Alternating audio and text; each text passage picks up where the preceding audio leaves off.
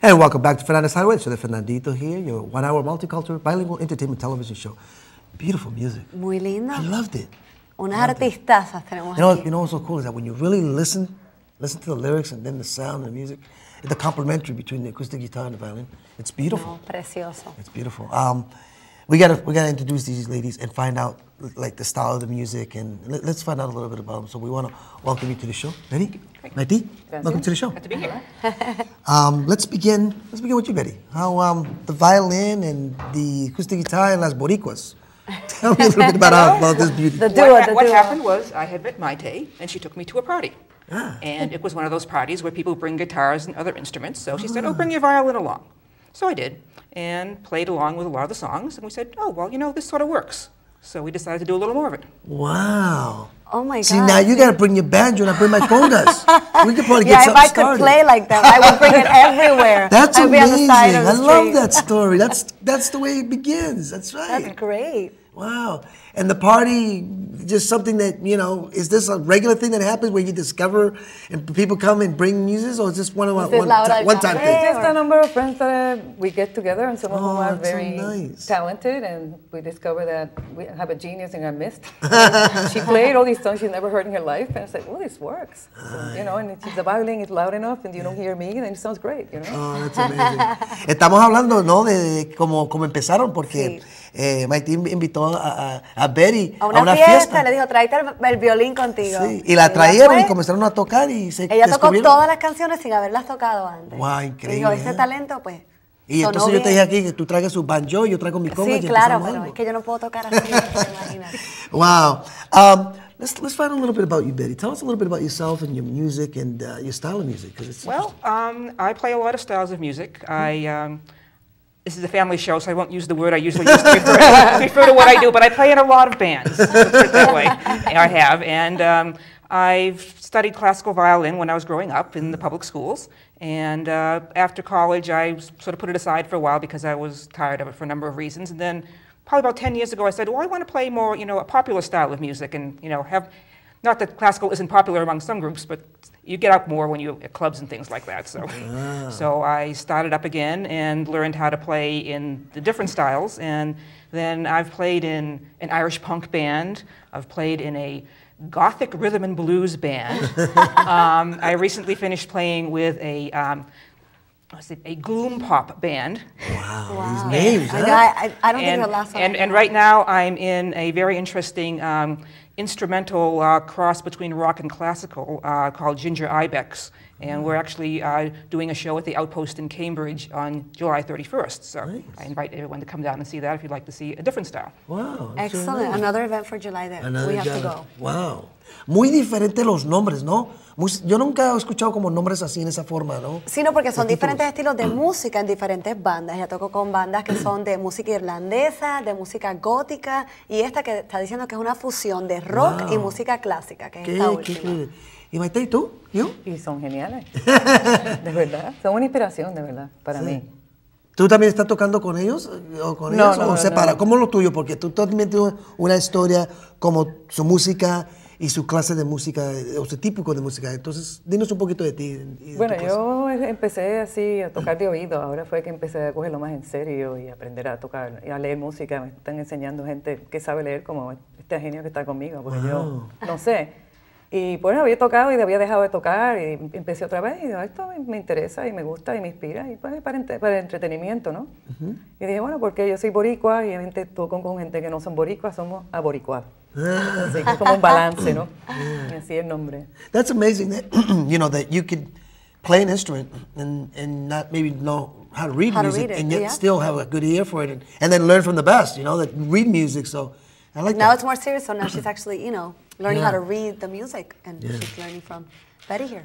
What do you think, Betty, is it more complex to learn, the violin or the guitar? Well, the violin doesn't have the frets that the guitar does, so you really have to be certain where you're going to put your fingers. So that's what usually throws people off when they start. But the thing about it is if you have a child that's starting the violin, it's going to sound bad for a while. But that's okay, because, you know, they'll learn how to do it. But so don't. My sister started a guitar instead of violin because she decided she wanted to sound good right away, and that's good. But it's a different sort of style. So violin, when people learn how to read music, it's a very serious sort of style sometimes. But there's also, you know, the Irish fiddling and the Latin fiddling, and it's a lot of, you can do a lot of things with it. So. And that, now, it's a good point you mentioned. You could do a lot of things with it. I'm curious about when you say you could do a lot of things with it. The fact that you could do Irish and you could do Latin. When you say that, can you like literally just jump into a band and just go off and just do what you need to do like that? Or is it... Well, I can, but it's part of hearing. It's like Maite can hear what she wants to play even though she's not reading the music. And I had to learn to do that after having learned from reading music.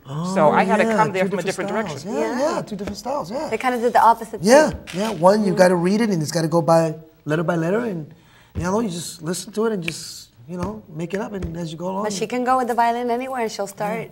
And your guitar playing, your acoustic, but you do electric too, or? I don't dabble in. You touch bass now and then. Is bass different from guitars in a sense? Well, Baroni has fewer strings, but you don't have to count that many when you. It's interesting because you figure like if you play guitar, then you can play a bass, you can play a cuatro. So you wonder, you know, if it's the same or different sound, you know. It's similar, but I think that if you have the mental dexterity, you probably can cross over, but it's not as simple. And sometimes, particularly, one of the things I learned with her and with other folks that I played is that there's one thing when you play by yourself, another thing is trying to coordinate with someone else. Oh, yeah. So in order for it to sound smooth, you have to do a lot of listening and figuring things out and practice. Yes. Takes a lot of practice. And have you thought about putting this on CDs? Have you thought about, you know, recording some of this music? Making it a formal Aboricuás. Or is this something still down the road right now? You're having fun just playing together? I think this is an earlier project. I made a CD last year with one band. With Ginger Ibex, we're just about to release our CD this fall. So I try not to release more than one CD with a band per year because it just takes too much effort. So next year you can. Thank you. She got me off the hook. Oh, now it's now on TV, guys. Now I gotta get some work and done. we can replay it. Do you remember? You remember? Voy a tener que empezar a trabajar bien duro entonces. Wow.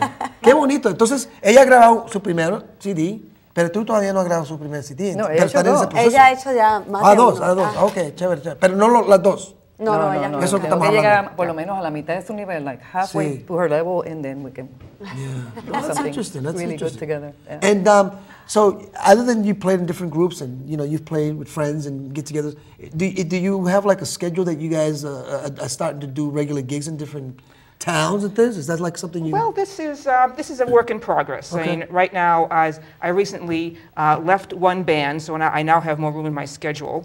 But then the other band is having a CD release, so we're going to have more things coming up in the next few months leading to that. So I think we'll just take it as it goes, and if someone is interested in hearing us, we'll talk to them about it. But that's nice. We also have to do things during the day to make money because being a musician is fun, but it really doesn't pay as much as people think. So. Hey, that sounds like television too. I know, right? We do the same. Well, we should have a housewarming party, and then we'll invite them. That's it. Yes, See, house parties are very good. We'll say, bring your violin and bring your guitar, and bring your banjo, right? There you go. Bring your banjo. Bring the conga, and we'll be good to go. Excellent. Oh, it's so nice. It's so nice. This is great. How long have you been playing together? A couple months. Really? I think maybe we met in January, February? Early February. Yeah. Wow. Excellent. Well, you guys sound amazing to have played only a couple of months. That's quite impressive. If you have any last ideas, suggestions, something that you want to share with us, because we want to get back to hear some new music. I really want to hear more music. The one thing I might have done differently if I wasn't so stubborn as a kid would have been to learn music. Oh, yeah. Because then, these things come to my head and, you hear them and I don't know how to write them down. So thank God for technology. So writing music is not like writing the letters. You have to literally put those little signs, it depends on who you want to be able to understand it. Guitarist, you can just write the chord names sometimes and that's enough for them because they know what the chords are. Right. But if you want to have a string section, like on some Latin and other shows, you really have to write that down. I've played some shows like the Orpheum where I just sort of walk in and there's a singer and we have to play behind him, but if we didn't have the music, we wouldn't know what to play. So. Wow. It's incredible, huh? Well, Betty, Maite, thank you so much. Gracias por estar aquí. Y aprendí algo. Sí, yo también. Y aprendí lo del violín. Yeah. I didn't know about the violin. That sounds, you taught me a whole wealth of knowledge of how to understand because you look at it and you think it's that easy, but it's not. There's a lot of complex and a lot of, resources and a lot of education that goes behind it all. Every little flicker is a note. We thank you so much. Thank you.